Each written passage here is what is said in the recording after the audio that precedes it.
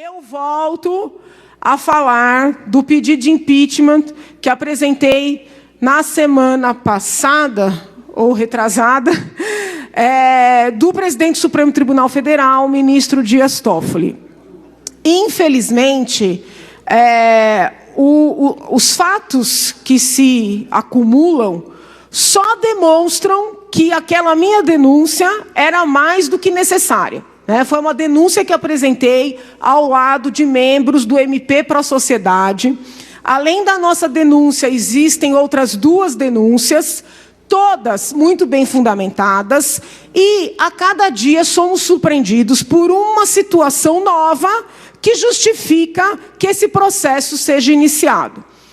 Recentemente, se não me engano, no sábado, no âmbito daquele inquérito sigiloso instaurado pelo ministro Dias Toffoli, auditores da Receita Federal foram afastados, apesar de, na decisão de afastamento, constar que a suposta irregularidade por eles cometida, que seria uma quebra de sigilo ou um vazamento de informações, teria sido praticada sem dolo. Então, na própria decisão em que esses funcionários públicos são afastados, a autoridade judicial indicada pelo ministro Dias Toffoli diz que as pessoas agiram sem dolo. Ora, se esses profissionais agiram sem dolo, como é que podem ser afastados sem nenhum direito de manifestação e defesa? Na decisão consta que esses funcionários foram, inclusive, indiciados. Uma situação bastante preocupante para quem vem acompanhando o processo de depuração do nosso país. Assusta que este afastamento dos funcionários tenha ocorrido no âmbito de um inquérito sigiloso que, num primeiro momento, foi instaurado para apurar as tais fake news, que ninguém sabe quais são, e ameaças e ofensas a membros do Supremo Tribunal Federal, que também ninguém sabe quais são.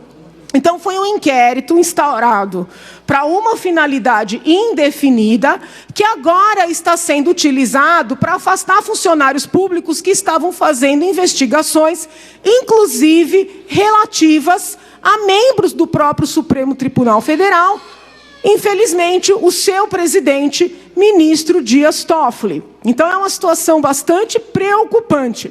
Nesta mesma decisão, além de afastar os auditores da defesa, a autoridade indicada pelo presidente do Supremo Tribunal Federal requer cópia integral da investigação referente aos tais hackers, que invadiram os telefones, as comunicações de várias autoridades no país.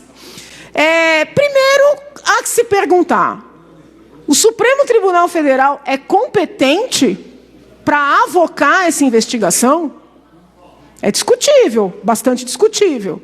Segundo, há que se perguntar: em sendo competente, tal chamada do inquérito que está na primeira instância poderia ser feita no bojo do inquérito instaurado sob sigilo para apurar fake news e ameaças?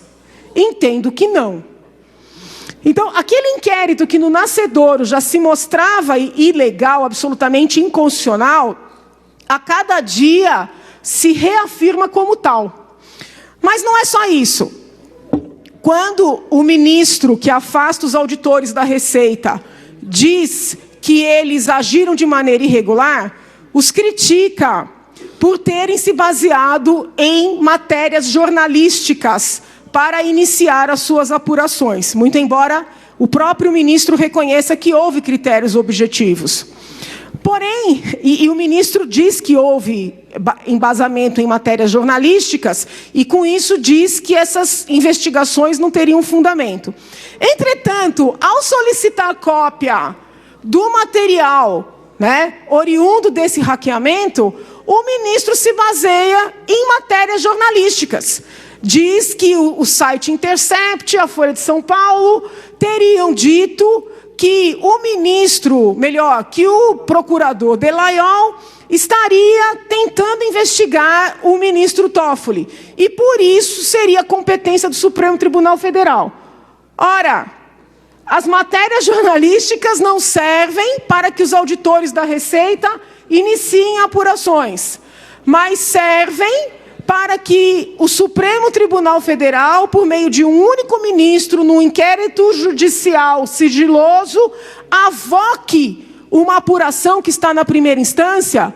Eu não consigo ver lógica. Vou além. As partes que foram hackeadas têm alegado que, em virtude desse material ser resultado de uma invasão ilícita, o material deveria ser absolutamente descartado. Já disse isso publicamente, não concordo com essa visão, né? Entendo que esse material é o corpo de delito e, por isso, precisa ser preservado. Ao que parece, nesse aspecto, o ministro concorda comigo. Tanto é que está dando, né, valor, importância para esse material e requisitou o envio de cópia integral. Porém, olha que interessante, é material oriundo de hackeamento, que é crime. Ele está dando validade a esse material. Porém, as investigações feitas pelos auditores, né, que, ao que se diz, teriam sido vazadas, estão sendo descartadas. Como assim? Como assim? Se nós vamos querer ver o que tem no material hackeado, nós também queremos ver o que tem nesses 133 autos de investigação da Receita Federal. Não significa que essas investigações necessariamente sejam procedentes, que as pessoas investigadas tenham cometido algum crime ou alguma irregularidade. Mas não parece coerente querer requisitar o material oriundo de hackeamento e procurar descartar ou desconsiderar o material oriundo da investigação da Receita por força de um tal vazamento.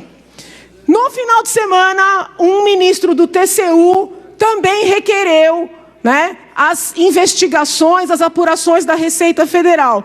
Eu fiquei contente num primeiro momento, acreditando que o ministro do TCU iria olhar o que estava sendo apurado com relação a potenciais ilícitos de autoridades. Já vou terminar, senhor presidente. Mas não foi isso.